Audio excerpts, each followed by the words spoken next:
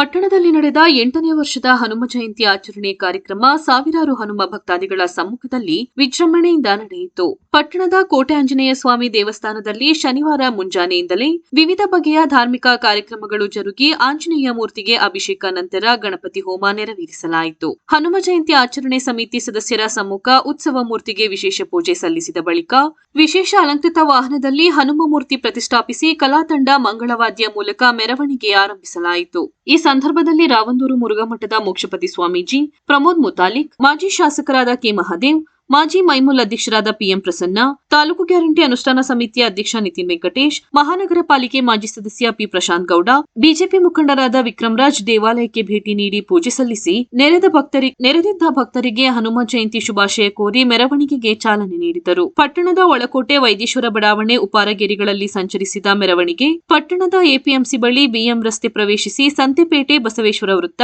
Bus ನಿಲ್ದಾಣದವರೆಗೆ ಸಾಗಿ ಬಳಿಕ ನೆಹರು ರಸ್ತೆ, ದೊಡ್ಡ ಬೀದಿ, ನುಗ್ಗೇನಹಳ್ಳಿ ಬೀದಿ, ಕಾನ್ವೆಂಟ್ ರಸ್ತೆ ಮೂಲಕ ಗೋಣಿಕೊಪ್ಪ ರಸ್ತೆಯಲ್ಲಿರುವ ಜೂನಿಯರ್ ಕಾಲೇಜು ಮೈದಾನ ತಲುಪಿ ಅಂತ್ಯಗೊಂಡಿತು. ಮೆರವಣಿಗೆ ಉದ್ದಕ್ಕೂ ಡಿಜೆ ಸದ್ದಿಗೆ ಹೆಜ್ಜೆ ಹಾಕಿದ ಯುವಕ ಯುವತಿಯರ ನೃತ್ಯ ಗಮನ ಸೆಳೆಯಿತು. ವಿಶೇಷ ಅಲಂಕೃತ ವಾಹನದಲ್ಲಿದ್ದ ಹನುಮ ಮೂರ್ತಿಗೆ ಹಲವೆಡೆ ಭಕ್ತರು ಹಣ್ಣು ಕಾಯಿ ಪೂಜೆ ಸಲ್ಲಿಸಿದರು. ಪೊಲೀಸ್ ಇಲಾಖೆ ಸಿಬ್ಬಂದಿಗಳು ಯಾವುದೇ ಅಹಿತಕರ ಘಟನೆ ನಡೆಯದಂತೆ ಸೂಕ್ತ ಬಂದೋಬಸ್ತ್ ವ್ಯವಸ್ಥೆ ಕಲ್ಪಿಸಿ ವಾಹನಗಳ ಸುಗಮ ಸಂಚಾರಕ್ಕೆ ಅನುವು ಮಾಡಿಕೊಟ್ಟರು.